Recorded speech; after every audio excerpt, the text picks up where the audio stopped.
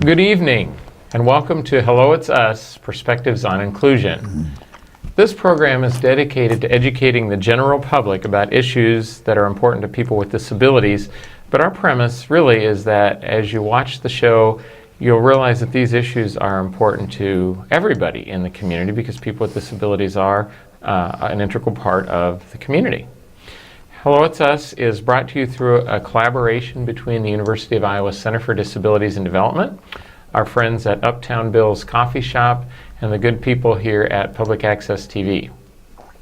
My name is Mike Hoenig. I work at the University of Iowa Center for Disabilities and Development, and I'm one of the co-hosts. Keith? I'm the other co-host, Keith Ruff. I'm writing a book, and I'm retired now, but I'm still advocating for disability issues. Well, and we're glad about that. I don't think you'll ever quit advocating. No. We hope not. Well, speaking of advocacy and public policy and all those good things, this is always one of our favorite shows during the year. This is the first in a two-part series where we're going to be discussing, recapping the 2017 Iowa General Assembly. And we're very fortunate this time around to have a number of our local Johnson County senators and representatives. We have Senator Bob Dvorsky with us from Senate District 37 from Coralville. Representative Dave Jacoby from House District 74 here in Iowa City. Senator Joel Bolkcom from Senate District 43 in Iowa City. And we have Representative Amy Nielsen from House District 77 actually you're from North Liberty, right? Yes. Right.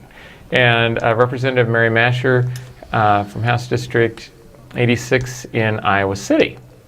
So welcome all of you, and thank you so much for taking time out of your schedules to be with us. Thank you. It's good to be here. It's good to have you.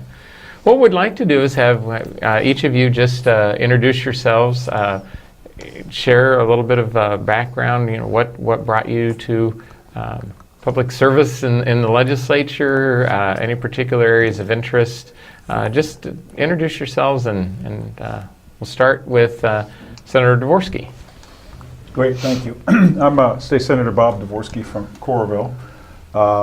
What brought me to the legislature, I served on the Coralville City Council a number of years ago, and then there was a legislative seat open, so I ran for the House, served in the House about 7 years, and I've been in the Iowa Senate now since 1994. Great. Normally, over several years, I worked on appropriations issues, and I was appropriations chair for 12 years. And now that we're in the Democrats are in the minority in the Iowa Senate, sort of switched focus. I'm a ranking member of Natural Resources and Environment, that we were supposed to work on water quality, which we did a little bit, but not as much as we should have, I guess. And I'm also the ranking member from the Senate for the Justice System Appropriations Subcommittee, which deals with corrections, border parole, attorney general, public safety, public defense, the courts, that sort of thing. I also serve on the Education Standing Committee, Rules Administration, and local government committees in the Iowa Senate. Got a few things on your plate. Yes, so it's a tremendous change to go from being in the majority a long time to going into the minority. So I'm sure it is. You have to be very adaptable, I'm sure. All right. Representative Jacoby? Well, thank you, and thank you for hosting the forum today. I serve Coralville, House District 74, which includes Coralville, Western Iowa City, including West High School, and Penn Township, and a little sliver wrapped around the district that Representative Nielsen serves too. I'm the ranking member on Ways and Means. I also serve on Commerce, Transportation, and Natural Resources. And one of the things we heard a lot about this year was preparing for next year in tax reform, looking at tax credits. I think given the way the budget was handled, that we're also going to have to look at budget reform. Because in my humble opinion, I think the governor and the crew severely botched the budget this year, and the priorities that were pushed through don't reflect the values of people in Johnson County. And in fact, they don't reflect the values of most people in the 98 other counties too. So, and I'm sure we'll have that discussion on Medicaid, but it's you know, one thing I'll say, I was fired up all session, and I'm fired up to go again in 2018. And if we see more of that dumb stuff that comes through, then we'll be fired up, because it is part of our responsibility to make sure that there are a number of things that don't get through. And there's a list of things that did not get through this year because we thought that they were not good for Iowans. So there is a lot of say that you do have, even in the minority, and it's our job to represent our districts in Johnson County.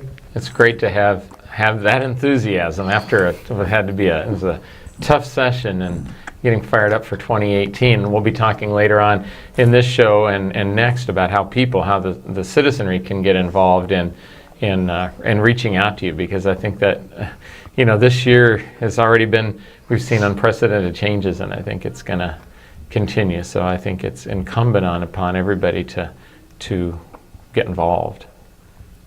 So Senator Bolkcom, I guess you're next. Thanks, Mike. Keith, good to be with you on the show. I represent Senate District 43. It's Iowa City, University Heights, and the town of Hills. I've been doing, this is my 19th legislative session. Wow. I'm thinking the same thing. Where did the time go? Serve on 4 different committees in the Senate. When we went into the minority, as Senator Dvorsky noted, we got some different assignments this time around. So I serve on the Human Resource Committee, the Appropriations Committee. I'm also on the Health and Human Services Appropriations Subcommittee, which oversees Medicaid and DHS and the Health Department, et cetera. And I also am the ranking member on the Appropriations Committee this year. The session was a historic session in the sense that there were a lot of things that were accomplished by the Republican majority that we had no idea were issues in our state. People campaigned on the need to support education and do job creation programs, help people get more skills through our community colleges and getting a good public university education. And if you look at the accomplishments of the session, we failed to fund our schools adequately to make sure our kids have an opportunity.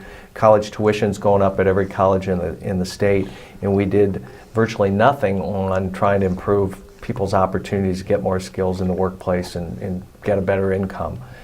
We wasted a lot of time on issues that really have divided our state, and as Representative Jacoby said, we were fired up during the session. It's good to be done with the session, and we're looking forward to next year.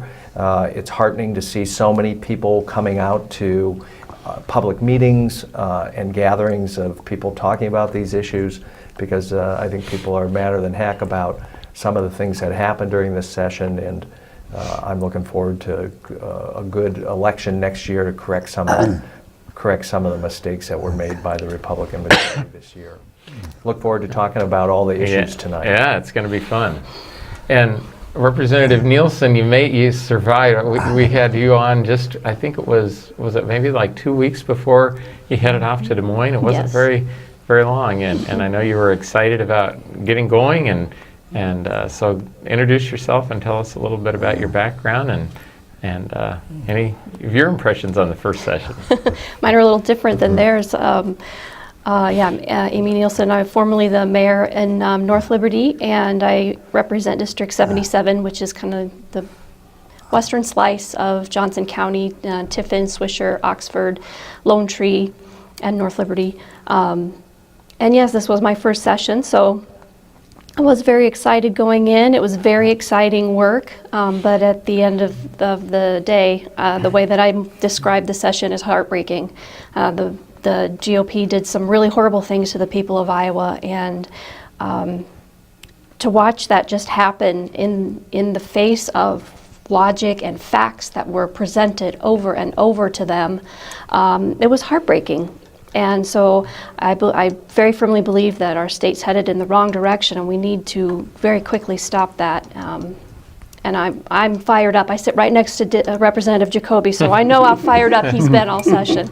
And I try to take a little bit of that for me as well. But yeah, fired up and ready to go back and fight next year. Awesome, great. And Representative Mascher, Yes, thanks, Mike. It's great to be here and good to see you again, Keith. Thank you. 72, I never would have guessed that. I still don't believe it. It's hard to believe.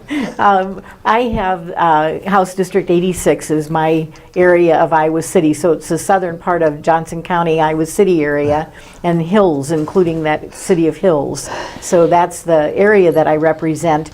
We always kind of talk about the fact that we represent all of Johnson County. We get phone calls and emails and letters from everybody, regardless of where they live in Johnson County. We try to get back to those folks as best we can, although this year the volume of letters and emails was much greater than I think any year since I've been there. And I think, again, I think the base is fired up. I think our voters have started to realize what they have to lose, and they have become very engaged. So right after session started, the Women's March came about, and there were lots of people involved in that. There was one in Des Moines, one in Iowa City.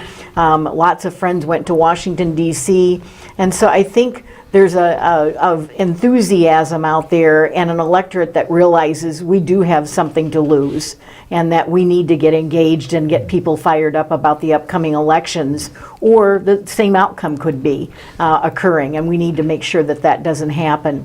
One of the issues that I was extremely involved in, and Amy was involved in as well, in state government, we dealt with the new voter ID bill. And we had lots of concerns about that. I'm ranking member on state government, and one of the concerns is how it disproportionately affects disabled individuals, people with disabilities. It affects elderly. It affects students who oftentimes don't have the correct IDs they need to be able to vote. And then obviously we've got a whole population of elderly that are going to be impacted by this. And we know that this is a bill that really and truly wasn't needed. We have a very, very good voting system in Iowa. Our county auditors do a great job.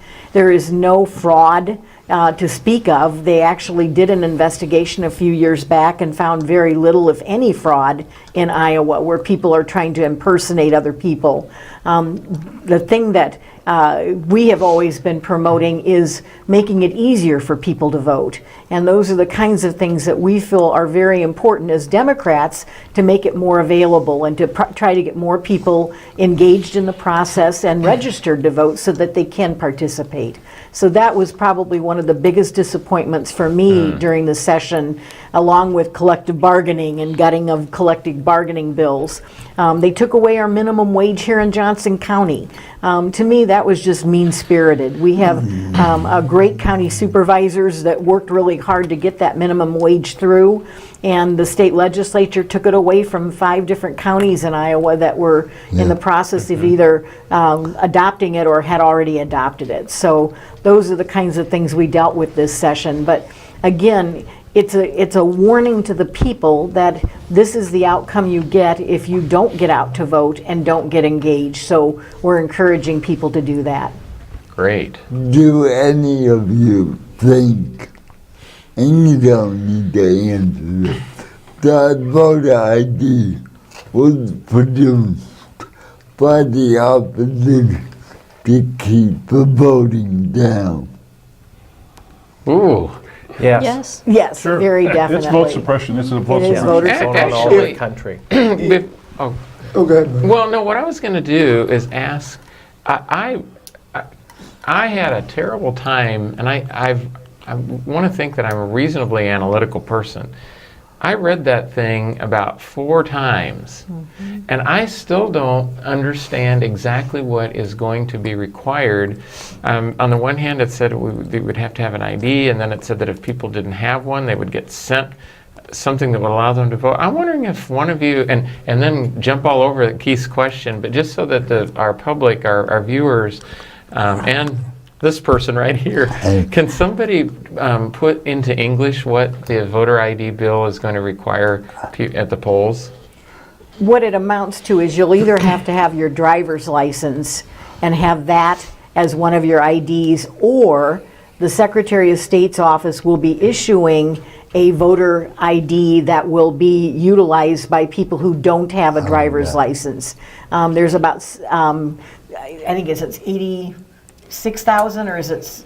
Well, that's the number of people who are registered to vote but don't have a driver's license. It's 86,000. So there are Okay. 86,000 people who will be sent a voter registration, or excuse me, an ID card by the Secretary of State's office. So one of those two forms are typically what people will have to bring with them to the polls in order to vote. Got it. And now, does the driver's license, would that also be a non-driver ID? So like neither Keith nor I drive, will we be probably two of the 86,000 that would get a You will get one new of those card. in the mail, exactly. Do we know when we'll get it? That's a good question. No, we don't. Amy had some issues with that and had some amendments to talk about that, but Oh, you want to go ahead and... Sure. Well, yeah, we don't know, and then that's a huge problem. I think I think it was Wisconsin was seeing upwards of 4 to 6 weeks before the IDs were going out. And if you're registering to vote in election season, like, you know, we always see an increase in voter registration before elections, you may not get it in time to vote, and that's a real problem. So that is one of the issues. There are a lot of unanswered questions about this bill, which unfortunately we've got signed today. Did it? Yeah. Sorry, I couldn't make it. The key is most people, when you're sitting around, like in our neighborhood, has little driveway get-togethers, and we sit around and talk about some of the issues. And this is one of the issues that was brought up a few weeks ago. People's voter ID. Well, what's the problem? And I said, just look at it this way. Look at the list of IDs that do not count. The list of IDs that do not count are about 2 pages long. The IDs that do count basically narrows it down to 2 government-issued IDs. And if you have someone like my dad, a proud Korean War veteran, he has his DD-214. He smartly hung up his keys years ago. I'll admit, he might be a little stubborn.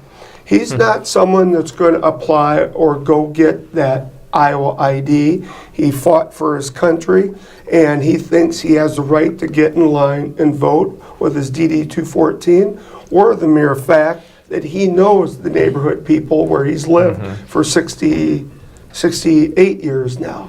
They've lived in the same house. I think when Wow. you're looking at the number of people that are disenfranchised, that are busy, if this ID gets mailed to you on a timely basis, that's wonderful. If it doesn't, and you're picking up 2 kids from daycare and going back to work, back and forth, do you have the time to go through those steps to get that ID? Frankly, I support voter ID, but I think a college student should be able to use his or her ID. And it's interesting that that's the first ID that they said no to, is college IDs. And I know everyone here who's been in college or helped a child through college, that college IDs aren't free. And they do come with some background to get those IDs. So when you just look at that, for example, living in a college area, restricting students voting kind of sends a message right there, in my opinion. By the opposite party again, because most students vote the other way. Sure. I mean, it's a vote suppression tool where they're looking at the college campuses in Iowa that usually go Democratic and all that. I have an overall theory on this that having worked when I was appropriations chair the previous 2 years, Secretary Pate always came to us and tried to get some money to continue implementing the iVoters program, which is just the basic tallying up of voting in Iowa, that they had to have money to just keep that going, the nuts and bolts that operates the entire voting system. And he couldn't get the House Republicans to spend any money on it. We were able to come up with $300,000. He wanted 600 or something like that. But he would always come over to the Senate and say, well, we need your help. And I'd say, well, talk to the House. Well, I could never get anything going there. So I think essentially what happened was the powers that be decided, well, we'll give you some money to move these forward, and I believe he's got 600,000 this year out of that. We'll give you this money if you go ahead and implement a voter ID plan. Because I don't think that was ever his plan. I mean, you can look at the way things were set up and how sort of backward they were, and how some of his people testified that, you know, this really, there wasn't any fraud and everything else. All these comments he made the previous 2 years were sort of thrown away after he had to sort of do this to get the 600,000, just to continue the voting program we have now, not to add anything. So I think Secretary Pate was put into a bad situation there and was sort of forced to do this sort of vote suppression deal, because that was never something he supported before. Yeah, you know, this issue's gone across the country, and you know, the polling on it, a lot of That's people right. think, by gosh, you ought to have to present an ID at the polls, and the current law, the previous law was the poll workers could ask for your ID if they didn't think it was you, right? Yeah. So this is kind of the part of the extreme agenda these folks have brought, but it's certainly targeted at people with disabilities, seniors, Right. People of color, to disenfranchise them. But a couple other things in this bill affect every voter. One, we're going from 40 to 29 days of early voting, right? We have very liberal laws, could make it convenient to vote, 40 days going to 29 days. And also, when you show up at the polling place, there's going to be more people showing up at the polling place. The poll worker now has to verify your signature that you have on record with your ID, and you have to write down a 9-digit number, the number that you're going to get on that it's either on your driver's license or this new state issued. You have to write that down now, which is new, and the poll worker has to look at your ID, look at what you wrote down, and verify those 9 numbers are the right 9 numbers. So people are going to stand in line in polling places at 5 p.m. when they go to vote after work, because of these new onerous requirements, and it's gonna create lines in every polling place in this state. And I think people are going to be, the average voter, hey, I got an ID, no problem. They're going to find out that this new system is not very convenient for them, and they're not going to like it. I wasn't aware of the 9-digit requirement. Yeah. So that will present. You're going to have a special ID A number. So problem. I looked at my license, it's 9 digits. And you also have to write that number down if you're requesting an absentee ballot, which you can't send in any earlier than 40 days before the election now, which before you could send it in any time and the auditor's office would hold it for you. And they wouldn't use the DOT's number? When does that? No. They can't. I don't think they can. You can put your driver's license number on it, but if you have a voter ID card, there's a 4-digit PIN, so you either Right, or. You have to have the PIN. Yeah. Oh, okay. And you did say that a non-driver ID will not qualify. It will work. Oh, it A will work. non-driver's It will if ID it's a or state a issue. driver's The license. state issue. Right. And it's still valid with an expiration date, and you haven't gone past that expiration date. So that's another key thing too, is you could have an Iowa ID, and if it expires in October and you try to vote in November and you're challenged on it, then you cannot vote. It has to be valid before the expiration date. So and some of the things that were said on the floor by Representative Reiser, who ran the bill, is that, well, even if there's disenfranchisement, it would only affect 1 to 3% of the vote. Well, many elections are decided by 0 to 3% of the vote. Yeah. And frankly, I think every single valid vote should count. Well, you know, the other interesting thing about that is we have all known people, I mean, it's going to disenfranchise a lot of people. We all know somebody that has allowed their driver's license to expire, Exactly. for instance. I mean, just Yep. in the, you know, now I'm going to go home and check my ID and make sure it's still valid. But I mean, that's just, it's just a way of taking away votes, is what it's feeling like. The other thing it's going to do is on the back end, it's going to clog everything up, because if people come in and they can request to vote a contested ballot, and then those will have to be dealt with after the election. So you may end up with not having elections decided for several days because of all the things going to be clogged up because of the stupid system they put in place. We had a good system before, and by the way, we did require ID before. Correct. We did require ID. If they didn't recognize your name and all that, they could require an ID. So this is just silly saying we did require ID before, and this is just a vote suppression. So what records does a person like myself have if I don't get the card in time to vote? What records do I have? Keith, what you would do is vote a challenge ballot. Ballot. They Right. would basically call it a provisional ballot. And in order for that to count, you have to go into the auditor's office after the election and prove that you are who you say you are and you live where you say you live. And that's the only way your ballot would actually be counted. Most people don't go in and validate those provisional ballots. That's why we thought those were a bad idea, and there'll be a lot more of them Yeah. due to the fact that they'll say, oh, you don't have all the IDs you need, you can go ahead and vote a provisional ballot. Most people, again, won't go back in after the election's over to have that verified and to make sure that that ballot counts. So that's all part of it too. The other we had talked about was elderly people oftentimes lose things. And so if they lose that voter ID card that they get from the Secretary of State's office, they'll have to vote a provisional ballot or have somebody verify that they are who they say they are and live where they say they do from that precinct. So those are some things that are new that we haven't had before.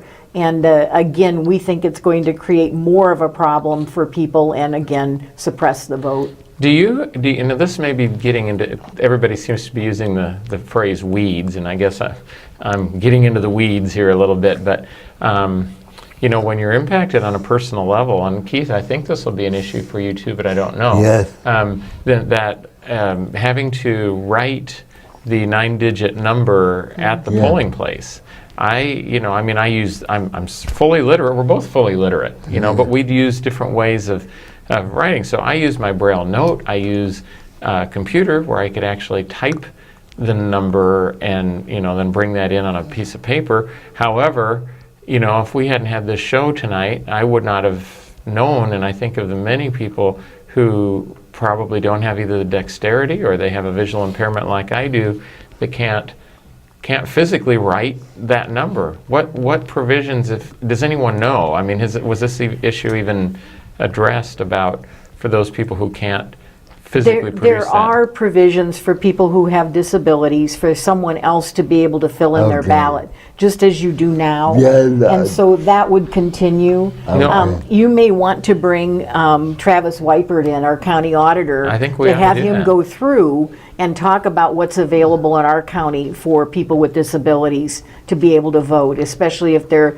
visually impaired or if they have a disability where they are not able to write and to, you know, have a signature that people could use. So there are some provisions and those would still be honored. It's just going to make it, I think there are more hoops for people to jump through. Well, and I wasn't even talking about the actual vote. I was talking Okay. about the verifying the 9-digit Yeah. just- ID Just number. get- Just to But get get the ready to ballot. vote. Yeah, I that- hear that- what you're saying. Yeah, maybe the poll worker's going to have to write it down. Yeah. I wonder if any, Yeah. yeah, go ahead, Keith. Well, so far at the library, I've done well.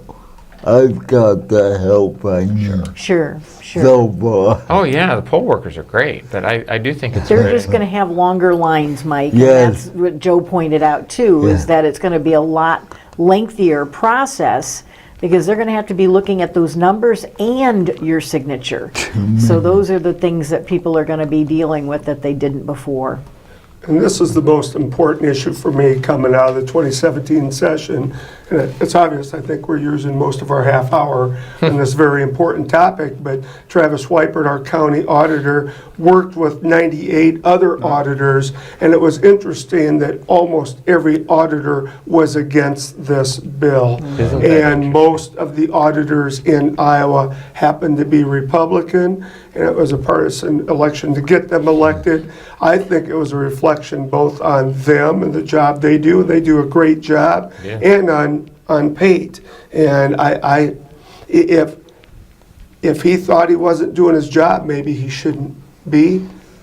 Secretary of State, but on the flip side, if he was forced to do this, he could have shown some guts and really said, I'm not pushing this because we certainly don't need it in Iowa, and it's putting money towards something that we could be using in a lot of different areas in this budget year. That's one of the things that people, somebody asked me the other day about the Attorney General and the Treasurer, and they wanted to know if those were appointed offices or what they were. But every 4 years they're on the ballot, and Secretary of State Pate will be on the ballot. He's the one who brought us this vote suppression thing, and people need to know that and need to know who they're voting for or against. I mean, that should be something that highlighted there, that we had a great candidate against him the last time. Yeah. Well, And, barely lost. Yeah. Brad Anderson. 1 minute. Well, believe it or not, Dave, you were right. I believe that you were right, but believe it or not, to the audience, we are about out of time for our first half hour here talking about legislation, and we'll definitely get into some other topics during our second half of our series. But voting, and it's such an essential right that we all have to exercise, and so I think it was good that we spent the time that we did talking about this issue. I want to thank all of you for coming and giving of your time. I want to also thank our sponsors and all of you in TV land and YouTube land for taking time out of your days to join us. Keith? Have a good week out there, and thank you for coming.